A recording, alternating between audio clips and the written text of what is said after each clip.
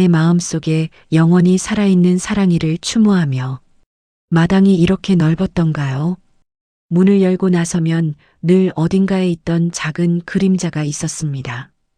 밭 끝자락 양지 바른 곳에 웅크리고 있거나 담장 그늘에 고요히 엎드려 있거나 혹은 먼 곳을 바라보며 무언가를 생각하는 듯한 눈빛으로 앉아 있던 아이. 사랑이. 그 이름을 부르면 귀만 살짝 움직이던 아이. 그것만으로도 충분했습니다. 아, 거기 있구나. 그 한마디면 하루가 시작되었고 하루가 마무리되었습니다. 그런데 지금 그 마당에 아무도 없습니다. 바람이 불어도 귀를 세우는 아이가 없고 햇살이 내려앉아도 그 위에 몸을 맡기는 온기가 없습니다. 밭에 나가도 마당을 돌아도 어디에서도 그 조용한 숨소리가 들리지 않습니다. 19회를 함께했다는 것은 그 존재가 일상의 모든 틈새에 스며들어 있었다는 뜻이었습니다. 그리고 그 존재가 떠났을 때 비로소 알게 됩니다. 스며들었던 것들이 얼마나 깊었는지를. 부처는 말씀하셨습니다. 우리가 괴로운 것은 잃었기 때문이 아니라 있는 동안 그것이 영원하리라 믿었기 때문이라고. 무상이라는 것을 머리로는 알고 있었습니다. 모든 것은 변하고 만남이 있으면 헤어짐이 있다는 것을. 하지만 머리로 아는 것과 가슴으로 받아들이는 것 사이에는 마당 하나만큼의 거리가 놓여 있었습니다. 텅 빈 마당 하나만큼의. 지금 이 이야기를 시작합니다. 버림받았던 작은 생명이 다시 마음을 열기까지의 시간, 그리고 한번 열어준 마음을 16회 동안 한결같이 지켜낸 헌신에 대하여. 미안함과 감사함이 뒤엉킨 이 마음을 부처의 가르침 곁에 놓고 조용히 들여다보려 합니다. 사랑이가 남기고 간 온기가 아직 이 가슴 안에 있음을 알아차리기 위함입니다. 지금 이 영상을 보고 계신 것은 아마 우연이 아닐 것입니다. 보고 싶은 누군가가 있는 분이라면 좋아요와 구독으로 잠시 머물러 주세요. 이 이야기가 당신의 마음에 닿기를 바랍니다. 사랑이를 처음 본 것은 어느 계절이었는지 정확히 기억나지 않습니다. 다만 기억나는 것은 그 아이가 매우 작았다는 것입니다. 작고 조용하고 눈빛만 유난히 깊었습니다. 전 주인이 두고 간 아이였습니다. 키웠다고 하기에는 민망할 만큼 밖에 방치하다 떠나버린 것이었습니다. 유기견 보호소를 거친 것도 아니었습니다. 누군가의 마당 한켠에서 스스로 살아남은 아이. 사람의 손길을 알지만 그 손길이 언제든 사라질 수 있다는 것까지 아는 아이. 2살 무렵의 사랑이는 그렇게 세상을 배운 채로 제 앞에 서 있었습니다. 불경에 이런 이야기가 있습니다. 부처께서 어느 마을을 지나실 때 길가에 상처 입은 새 한 마리가 있었다고 합니다. 사람이 다가가면 날개를 파덕이며 더 깊이 웅크렸고 물러서면 그제야 고개를 들어 먼 하늘을 바라보았다고 합니다. 부처는 그 새를 붙잡지 않으셨습니다. 다만 그 곁에 한참을 앉아 계셨을 뿐입니다. 사랑이를 처음 만난 날 저는 그 이야기를 알지 못했습니다. 하지만 돌이켜보면 해야 했던 일은 처음부터 같은 것이었습니다. 그저 곁에 있는 것. 사랑이에게 다가가는 일은 쉽지 않았습니다. 밥을 놓아두면 사람이 물러선 뒤에야 조심스럽게 다가왔고 이름을 불러도 먼 거리에서 눈빛만 보낼 뿐이었습니다. 손을 내밀면 한 발짝 뒤로 물러섰고 물러서면 다시 한 발짝 가까이 왔습니다. 그 거리가 좀처럼 좁혀지지 않았습니다. 잠자리조차 수시로 바뀌었습니다. 어제는 마당 한쪽 구석에 있었다가 오늘은 밭 너머 나무 아래에 있었고 내일은 또 다른 곳으로 옮겨가 있었습니다. 한 곳에 머무르지 않는 것. 그것은 사랑이가 세상에서 배운 생존의 방식이었을 것입니다. 한 곳에 마음을 붙이면 그곳이 사라졌을 때 다시 무너지니까. 누군가에게 기대면 그 누군가가 떠났을 때 다시 혼자가 되니까. 차라리 처음부터 기대지 않는 것이 덜 아프다고 이 작은 생명은 이미 온몸으로 알고 있었던 것입니다. 안타까웠습니다. 그 작은 몸 안에 그만한 경계심이 들어있다는 것이, 그 경계심이 타고난 성격이 아니라 겪어서 만들어진 것이라는 것이, 다가가고 싶었지만 서두를 수 없었습니다. 서두르면 이 아이는 더 멀리 갈 것이었습니다. 부처는 말씀하셨습니다. 일체의 중생이 고통을 피하고자 하는 것은 잘못이 아니라 살아있음의 증거라고. 사랑이가 세운 벽은 차가움이 아니었습니다. 그것은 다시는 버림받지 않기 위한 간절함이었고 더 이상 아프지 않기 위한 몸부림이었습니다. 경계란 것은 결국 상처의 다른 이름이었습니다. 마음에 상처가 없는 존재는 벽을 세울 이유가 없습니다. 벽이 높다는 것은 그만큼 깊이 닫혔다는 뜻입니다. 법구경에 이르기를 원한은 원한으로 풀리지 않으며 오직 원한을 놓을 때 풀린다 하였습니다. 상처도 마찬가지일 것입니다. 상처는 억지로 열 수 없으며 오직 안전하다는 것을 온몸으로 느꼈을 때 비로소 스스로 아물기 시작합니다. 사랑이에게 필요한 것은 대단한 것이 아니었습니다. 다가오지도 않고 떠나지도 않는 사람, 매일 같은 자리에서 같은 마음으로 밥을 놓아두는 사람, 그것이 이 아이에게는 세상에서 가장 낯선 경험이었을 것입니다. 돌이켜보면 사랑이의 경계는 저에게 가르침이기도 했습니다. 사랑한다는 것은 내 마음을 전하는 것이 아니라 상대의 마음이 준비될 때까지 기다리는 것이라는 가르침. 부처의 자비가 억지로 중생을 구하지 않듯 마음이란 것은 언제나 스스로 열리는 것이지 누군가 열어주는 것이 아니라는 진실. 사랑이는 그 진실을 아직 말도 통하지 않던 시절부터 온몸으로 보여주고 있었습니다. 석 달이라는 시간은 사람에게는 한 계절에 불과하지만 매일 같은 마음으로 같은 거리를 유지하는 사람에게는 꽤 긴 수행과도 같은 시간이었습니다. 아침이면 밥을 놓아두었습니다. 사랑이가 보이지 않아도 넓은 마당 어딘가에 있을 것을 알기에 늘 같은 자리에 놓았습니다.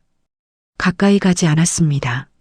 멀리서 지켜보지도 않으려 했습니다. 눈길조차 부담이 될 수 있는 아이였으니까요. 밥그릇을 내려놓고 돌아서면 한참 뒤에야 조심스러운 발소리가 들려왔습니다. 그 발소리가 들릴 때마다 마음속으로 작게 말했습니다. 괜찮아, 천천히. 그 석 달 동안 사랑이와 저 사이에는 보이지 않는 줄 하나가 놓여 있었습니다. 다가가면 팽팽해지고 물러서면 느슨해지는 줄. 한쪽이 힘을 주면 끊어질 것 같은 가느다란 줄. 그 줄을 끊지 않는 유일한 방법은 아무것도 하지 않는 것이었습니다. 기다리되 재촉하지 않고 바라보되 쫓지 않는 것. 그것이 사랑이가 허락하는 유일한 관계의 방식이었습니다. 매일이 같았습니다.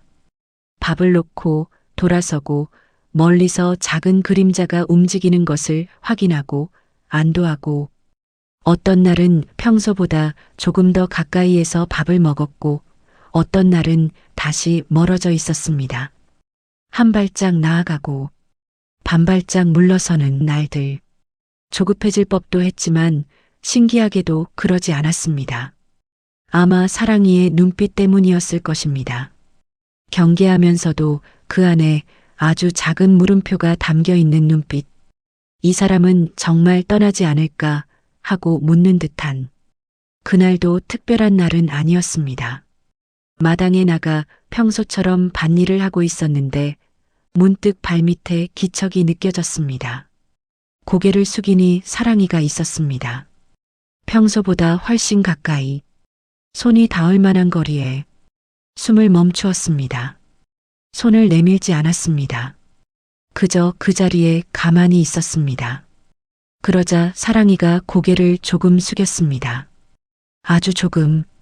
그리고 한 발짝 더 다가와 제 무릎 가까이에 머리를 들이밀었습니다. 손끝이 떨렸습니다. 조심스럽게 머리 위에 손을 얹었을 때 사랑이는 도망가지 않았습니다. 잠시 몸이 굳었지만 이내 눈을 천천히 감았습니다. 그리고 등을 돌려 보여주었습니다. 등이란 것은 볼 수 없는 곳입니다. 스스로 지킬 수 없는 곳이기에 가장 믿는 존재에게만 허락하는 자리입니다. 사랑이가 그곳을 내어준 것이었습니다. 석 달 동안 쌓아온 침묵의 언어가 마침내 하나의 문장이 된 순간이었습니다. 당신을 믿겠습니다. 라는 아무 말도 하지 못했습니다. 그저 작고 따뜻한 등을 쓰다듬으며 눈물이 흘렀습니다. 이 아이가 이 한 번의 허락을 위해 얼마나 오랜 시간을 싸웠을까? 경계와 신뢰 사이에서, 두려움과 그리움 사이에서 얼마나 많은 밤을 뒤척였을까? 그 모든 시간의 무게가 손끝에 전해졌습니다. 부처는 말씀하셨습니다. 1000겁의 시간 동안 인연을 지어야 비로소 한 배를 탈 수 있고 10,000겁의 시간 동안 인연을 지어야 비로소 한 베개를 벨 수 있다고. 인연이란 우연히 마주치는 것이 아니라 셀 수 없는 시간이 겹겹이 쌓여 비로소 이루어지는 것이라 하셨습니다. 사랑이와의 만남도 그러했을 것입니다. 버림받은 아이가 다시 마음을 여는 것은 단순한 선택이 아닙니다. 그것은 한 생명이 자신의 상처를 넘어서는 일이며 다시 아플 수 있는 위험을 감수하는 일입니다. 사랑이가 머리를 내밀고 등을 보여준 그 순간은 석 달 만의 결과가 아니었습니다. 그것은 이 아이의 온 생애가 모여 만든 단 한 번의 결단이었습니다.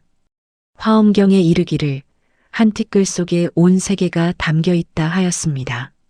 사랑이가 눈을 감고 고개를 숙인 그 작은 움직임 안에 두려움을 넘어선 용기가 있었고 상처를 안고도 다시 믿어보겠다는 서원이 있었습니다.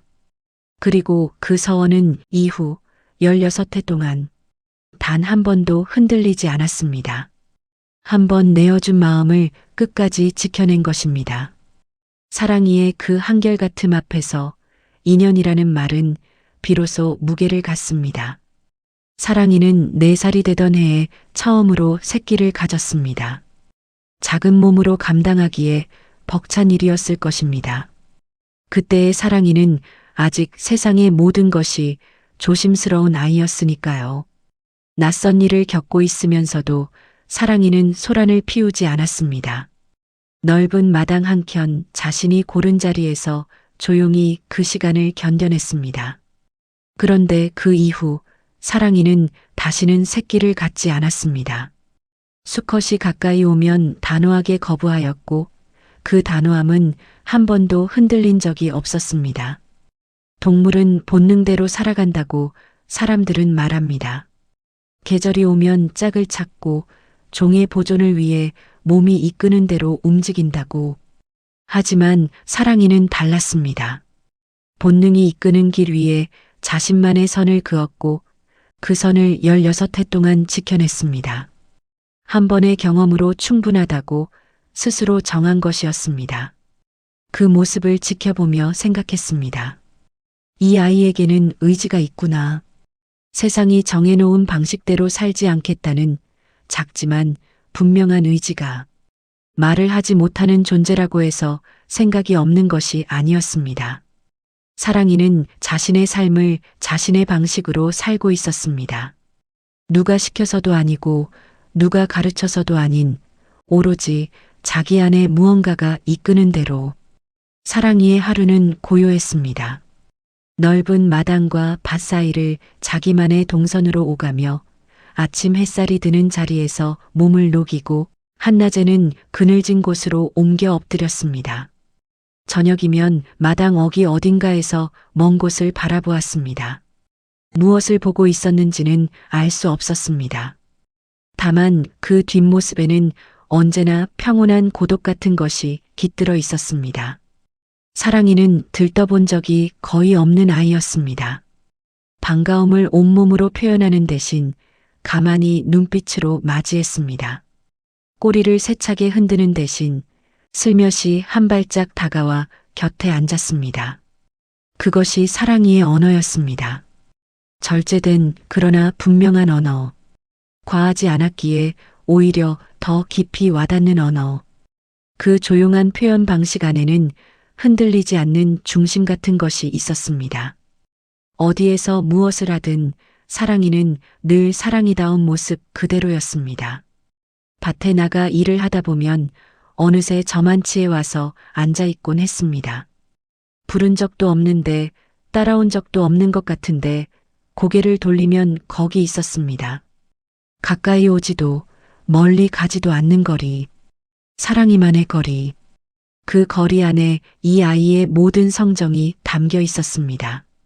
조심스럽되 변함없고 거리를 두되 떠나지 않는 사랑이라는 존재의 전부가 그 몇 발짝의 거리 안에 있었습니다. 부처는 말씀하셨습니다. 일체 중생 시류불성 모든 살아있는 존재에게는 부처의 성품이 깃들어 있다고. 그것은 사람에게만 해당하는 말씀이 아니었습니다. 풀 한 포기, 벌레 한 마리, 그리고 마당 한켠에서 자기만의 하루를 살아가는 작은 개 한 마리에게도 해당하는 말씀이었습니다. 사랑이를 오랫동안 곁에서 지켜보며 깨달은 것이 있습니다. 이 아이에게는 품격이 있었습니다. 본능 너머에 자리한 흔들리지 않는 주관이 있었습니다. 한 번의 출산 이후 스스로 자신의 삶의 방향을 정한 것, 소란 없이 하루를 꾸려가는 것, 감정을 절제하되 진심은 숨기지 않는 것. 이 모든 것이 하나의 존엄이었습니다. 말을 하지 못한다고 해서 뜻이 없는 것이 아니며 작은 몸이라고 해서 작은 영혼을 품고 있는 것이 아니었습니다. 열반경에 이르기를 큰 바다에 들어가면 모든 강물의 이름이 사라지듯 부처의 성품 안에서는 모든 중생의 구분이 사라진다 하였습니다. 사람과 동물이라는 이름이 사라지고 크고 작다는 구분이 사라지고 오직 하나의 생명이 자기다운 삶을 온전히 살아냈는가만이 남는다는 뜻일 것입니다. 그 기준으로 본다면 사랑이는 그 누구보다 자기다운 삶을 살았습니다. 작은 믹스견이라는 이름 아래 오롯이 자기 자신으로 존재했던 19회. 그것은 하나의 온전한 생이었습니다. 사랑이가 머리를 허락하고 등을 내어준 그날 이후 이 아이는 달라졌습니다. 아니, 달라졌다는 표현은 정확하지 않을 것입니다. 사랑이는 달라진 것이 아니라 비로소 자기 마음의 문을 통과한 것이었습니다. 경계의 이쪽에서 저쪽으로 건너온 것. 그리고 한번 건너온 뒤에는 다시는 돌아가지 않았습니다. 16회, 4,900일이 넘는 시간 동안 사랑이는 늘 거기 있었습니다. 아침에 문을 열면 마당 어딘가에서 고개를 들었고 밭에 나가면 어느새 저만치에 와 앉았고 저녁이 되면 현관 가까이로 자리를 옮겨 조용히 하루의 끝을 함께 했습니다. 부른 적이 없는데 왔고 오라고 한 적이 없는데 곁에 있었습니다. 그것이 사랑이의 헌신이었습니다.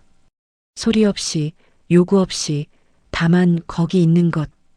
경계심이 그토록 강했던 아이였습니다. 잠자리조차 수시로 바꾸고 사람의 눈길에도 몸을 사리던 아이였습니다. 그런 아이가 16해 동안 한 사람의 곁을 떠나지 않았다는 것은 단순한 습관이나 의존이 아니었습니다. 그것은 선택이었습니다. 매일 아침 눈을 뜰 때마다 다시 한번 내리는 선택. 오늘도 이 사람 곁에 있겠다는 조용하고도 단단한 결심. 그 결심이 하루도 빠짐없이 16회를 채운 것이었습니다. 봄이면 마당에 풀이 올라왔고 사랑이는 그 풀 사이에 엎드려 바람 냄새를 맡았습니다. 여름이면 밖끝 그늘에서 더위를 피했고 가을이면 낙엽 위를 사각사각 걸었습니다. 겨울이면 양지 바른 담장 아래에서 웅크린 채 해를 쬐었습니다. 16번의 봄과 여름과 가을과 겨울이 그렇게 지나갔습니다. 그 모든 계절마다 사랑이는 같은 마당 위에 있었고 같은 사람의 곁에 있었습니다. 특별한 일은 없었습니다. 사랑이와의 16회는 드라마처럼 극적이지 않았습니다. 함께 뛰어놀거나 대단한 모험을 한 것이 아니었습니다. 그저 같은 하늘 아래, 같은 땅 위에서 같은 공기를 마시며 하루하루를 보냈을 뿐입니다. 밥을 놓아주고 물을 채워주고 가끔 등을 쓰다듬어주고 때로는 아무 말 없이 나란히 마당에 앉아 저무는 해를 바라보았을 뿐입니다. 그런데 이상한 일입니다. 돌이켜보면 그 평범한 날들이 가장 눈부십니다. 함께 있었다는 것, 그것만으로 충분했던 날들. 아무 일도 일어나지 않았기에 완전했던 날들. 사랑이가 저만치에 앉아 있고 저는 밭에서 일을 하고 바람이 불고 해가 기울고 그것이 전부였던 하루가 지금에 와서는 다시 돌아갈 수 없는 가장 귀한 시간이 되었습니다. 있을 때는 몰랐습니다. 그것이 얼마나 소중한 것인지를. 매일 반복되는 것이니 영원히 계속될 것이라 여겼습니다. 그 착각이 지금의 그리움을 더 깊게 합니다. 부처는 말씀하셨습니다. 물속에 사는 물고기는 물을 알지 못한다고. 물이 전부인 세상에서 물고기에게 물이란 존재하지 않는 것과 같다고. 우리가 공기를 의식하지 못하듯 너무 가까이에 있는 것은 보이지 않습니다. 사랑이의 헌신이 그러했습니다. 너무 고요했기에 들리지 않았고 너무 한결같았기에 눈에 띄지 않았습니다. 매일 같은 자리에 있는 존재를 우리는 당연하다고 여기게 됩니다. 그리고 그 존재가 사라진 뒤에야 당연한 것은 아무것도 없었음을 알게 됩니다. 경계심 가득했던 아이가 한 사람에게 16회를 바쳤다는 것. 자기 주관이 그토록 뚜렷했던 아이가 한 사람의 곁을 스스로 선택하고 지켜냈다는 것. 그것이 얼마나 무거운 일이었는지 사랑이가 떠난 뒤에야 비로소 온전히 느껴집니다. 마치 물 밖으로 나온 물고기가 처음으로 물을 아는 것처럼 자바암경에 이르기를 인연으로 생긴 것은 인연이 닿으면 흩어진다 하였습니다. 하지만 흩어지는 것은 형체일 뿐 그 인연이 남긴 것까지 흩어지는 것은 아닐 것입니다. 사랑이가 16회 동안 남긴 것, 그것은 마당 위의 발자국도 담장 아래의 체온도 아닌 이 가슴 안에 쌓인 온기입니다. 그 온기의 무게를 지금에서야 헤아리고 있습니다. 감사하다는 말로는 부족하고 미안하다는 말로는 다 닿지 않는 그 무게를 영원할 것만 같던 날들 사이로 시간은 소리 없이 흐르고 있었습니다. 어느 때부턴가 사랑이의 걸음이 느려졌습니다. 마당을 가로지르던 발걸음에 힘이 빠지기 시작했고 밭 끝까지 따라오던 아이가 마당 중간쯤에서 멈추어 서는 날이 잦아졌습니다. 양지 바른 자리에 누워있는 시간이 길어졌고 고개를 드는 것조차 힘겨워 보이는 날이 하나둘 늘어갔습니다. 밥을 남기기 시작했습니다. 평소라면 조용히 비우던 그릇에 밥이 남아있는 것을 볼 때마다 가슴 한쪽이 서늘하게 가라앉았습니다. 19회를 살아온 몸이었습니다. 작은 믹스견에게 그 세월은 사람으로 치면 90을 넘긴 시간이었을 것입니다. 그 오랜 시간을 밖에서 마당 위에서 비바람과 햇살을 온몸으로 맞으며 살아온 아이였습니다. 그 몸이 지쳐가고 있었습니다. 눈에 보였습니다. 날마다 조금씩 확실하게. 사랑이는 아프면서도 소리를 내지 않았습니다. 끙하는 신음 한 번 없이 조용히 아팠습니다. 그것이 이 아이의 방식이었습니다. 평생을 그렇게 살아왔으니까요. 내색하지 않는 것, 기대지 않는 것, 스스로 견디는 것. 그 단단함이 이제는 오히려 아팠습니다. 아프다고 말해주면 좋겠는데, 기대어주면 좋겠는데, 이 아이는 끝까지 자기다운 모습 그대로 아파가고 있었습니다. 안락사라는 말을 처음 들었을 때 머릿속이 하얘졌습니다. 아이의 고통이 깊어지고 있다는 것은 알고 있었습니다. 더 이상 나아질 수 없다는 것도 남은 시간이 이 아이에게 평온이 아닌 고통만을 의미하게 되리라는 것도 머리로는 이해했습니다. 하지만 가슴은 이해를 거부했습니다. 내 손으로 이 아이를 보내야 한다는 것, 내가 결정해야 한다는 것, 그 무게 앞에서 숨을 쉬는 것조차 버거웠습니다. 얼마나 많은 밤을 뒤척였는지 모릅니다. 좀 더 기다리면 나아지지 않을까? 다른 방법은 정녕 없는 것일까? 내가 포기하는 것은 아닐까? 되돌아오지 않는 질문들이 끝없이 맴돌았습니다. 그리고 그 모든 질문의 끝에는 항상 같은 장면이 놓여 있었습니다. 소리 없이 아파하는 사랑이의 모습, 힘겹게 고개를 들어 이쪽을 바라보는 눈빛, 그 눈빛 안에 원망은 없었습니다. 불안도 두려움도 보이지 않았습니다. 다만 고요했습니다.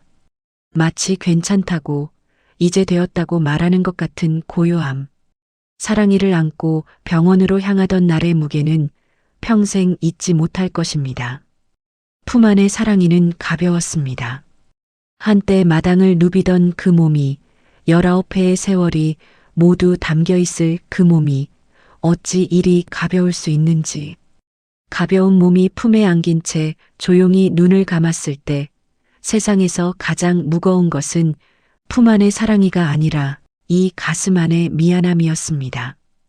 미안해. 더 잘해주지 못해서, 더 오래 함께하지 못해서, 내 고통을 더 일찍 알아차리지 못해서, 그리고 결국 내 손으로 너를 보내야 해서. 부처는 말씀하셨습니다. 자비란 무엇인가? 남의 고통을 자기 것처럼 아파하는 것이 비이고 그 고통을 덜어주고자 하는 것이 자라고, 자비는 아름다운 말이 아니라 때로는 가장 아픈 선택의 형태로 나타나는 것이라고. 사랑이의 고통을 지켜보는 것은 비였습니다. 그리고 그 고통을 거두어 주기로 한 선택은 자였습니다. 그것이 아무리 가슴을 찢는 일이었다 해도 그 선택의 뿌리에는 사랑이 있었습니다. 더 아프게 하고 싶지 않다는 마음, 이 아이가 편안하기를 바라는 마음, 그 마음이 자비가 아니면 무엇이겠습니까? 미안하다는 감정은 사랑하지 않는 사람에게서는 생겨나지 않습니다. 더 잘해주고 싶었기에 미안하고 더 오래 곁에 있고 싶었기에 미안한 것입니다. 미안함의 깊이는 곧 사랑의 깊이입니다. 그러니 스스로를 탓하지 마십시오. 그 미안함 안에 이미 가장 깊은 자비가 들어 있습니다. 사랑이를 끝까지 사랑했기에 끝까지 아팠던 것입니다. 그것을 부처는 알고 계실 것입니다. 사랑이도 알고 있을 것입니다. 사랑아, 너에게 하지 못한 말이 너무 많습니다. 함께 있을 때는 말하지 않아도 알 것이라 여겼습니다. 매일 밥을 챙기고 물을 채우고 가끔 등을 쓰다듬어 주는 것으로 충분하다고 생각했습니다. 하지만 내가 떠나고 나서야 알겠습니다. 말하지 않은 것과 전하지 못한 것은 다르다는 것을. 많이 사랑했습니다. 전 주인에게 버림받고 마당 한켠에서 경계의 눈빛을 보내던 2살배기 아이를 처음 보았을 때부터 품 안에서 마지막으로 눈을 감던 순간까지 그 19회의 모든 날을 사랑했습니다. 내가 머리를 내밀어 주던 날, 저만치에서 조용히 따라오던 날, 밭끝에 앉아 바람을 맞던 날, 그 모든 날이 사랑이었습니다. 다만 그것을 사랑이라고 입 밖에 내지 못했을 뿐입니다. 감사했습니다. 한번 버림받은 마음으로 다시 누군가를 믿는다는 것이 얼마나 어려운 일인지 너를 통해 알았습니다. 그런 내가 나를 선택해 주었다는 것, 석 달을 망설이고도 끝내 고개를 숙여 주었다는 것, 그리고 그 선택을 16해 동안 단 한 번도 거두지 않았다는 것, 그 모든 것에 감사합니다. 내가 너에게 해준 것보다 내가 나에게 준 것이 더 크다는 것을 이제야 알겠습니다. 보고 싶습니다.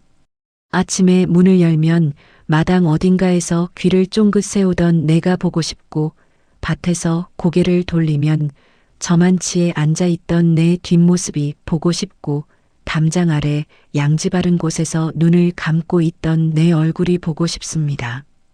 이 보고 싶음이 언제 잦아들지는 모르겠습니다. 어쩌면 잦아들지 않을지도 모르겠습니다. 하지만 괜찮습니다. 보고 싶다는 것은 그만큼 사랑했다는 뜻일 테니까요. 사랑이가 떠난 뒤 한동안 마당에 나가지 못했습니다.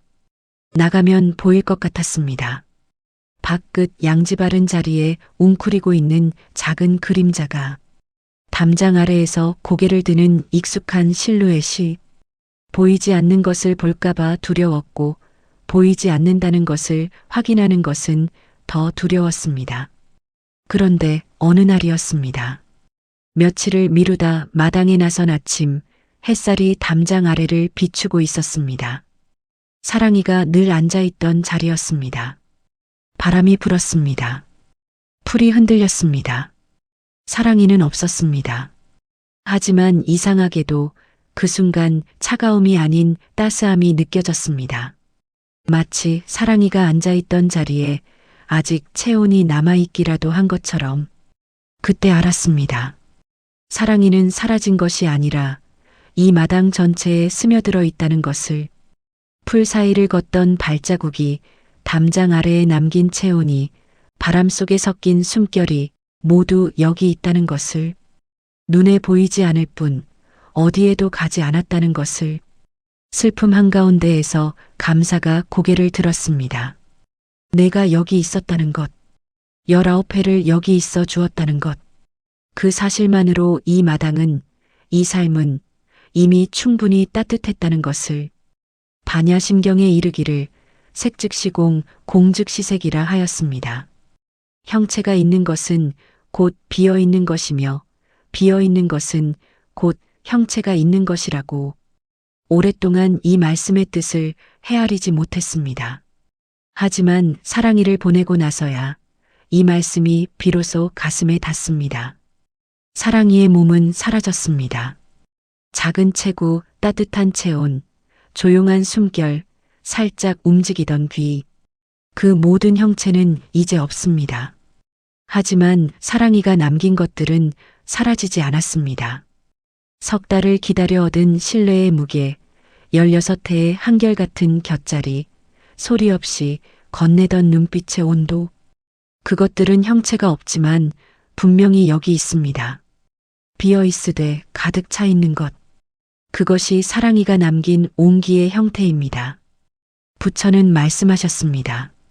집착하면 괴로움이 되고 놓아주면 자유가 된다고. 하지만 놓아준다는 것은 잊는다는 뜻이 아닙니다. 사랑이를 잊는 것은 불가능하며 잊을 필요도 없습니다. 놓아준다는 것은 사랑이가 돌아오기를 바라는 마음을 내려놓는 것이며 이별이 잘못된 것이라는 생각을 내려놓는 것이며 미안함으로 스스로를 벌하는 것을 멈추는 것입니다. 그리고 그 자리에 감사를 드리는 것입니다. 만나서 감사하고 함께해서 감사하고 사랑할 수 있어서 감사하다고. 그 감사가 미안함을 감싸 안을 때 놓아줌은 비로소 완성됩니다. 그것이 가장 깊은 사랑의 마지막 형태입니다. 이제 이 이야기를 마무리하려 합니다. 19회 전 넓은 마당 한켠에 작은 아이가 있었습니다. 누군가에게 버림받아 경계심 가득한 눈으로 세상을 바라보던 아이. 다가가면 물러서고 물러서면 조심스럽게 다가오던 아이. 석 달을 망설이다 마침내 머리를 내밀고 등을 허락한 아이. 그리고 그날 이후 16회를 단 한 번도 흔들리지 않고 곁을 지켜준 아이 사랑이. 사랑이는 많은 것을 가르쳐 주었습니다. 사랑은 서두르는 것이 아니라 기다리는 것이라는 것을. 헌신은 크고 화려한 것이 아니라 매일 같은 자리에 조용히 있어주는 것이라는 것을. 아픔 앞에서도 자기다움을 잃지 않는 것이 품격이라는 것을. 그리고 놓아주는 것이 사랑의 끝이 아니라 가장 깊은 사랑의 완성이라는 것을. 부처는 말씀하셨습니다. 이 세상에 영원한 것은 없으나 인연이 남긴 공덕은 사라지지 않는다고. 사랑이의 몸은 이제 이곳에 없습니다. 하지만 사랑이가 남긴 것들은 여전히 여기 있습니다. 담장 아래 양지 바른 자리에, 밖끝 바람이 지나는 길목에, 아침마다 문을 여는 손끝에, 그리고 이 가슴 깊은 곳에. 사랑이가 19해 동안 남기고 간 옮기는 형태를 바꾸었을 뿐 사라지지 않았습니다. 오늘도 마당에 햇살이 내려앉습니다. 바람이 불고 풀이 흔들리고 계절은 어김없이 흘러갑니다. 사랑이가 없는 마당은 여전히 넓고 여전히 조용합니다. 하지만 이제는 압니다. 이 고요함 안에 사랑이가 있다는 것을. 눈을 감으면 느껴지는 그 온기가 사라진 것이 아니라 스며든 것이라는 것을. 사랑아, 고마웠어. 많이 사랑했어. 그리고 보고 싶어. 너의 온기로 오늘도 살아갑니다.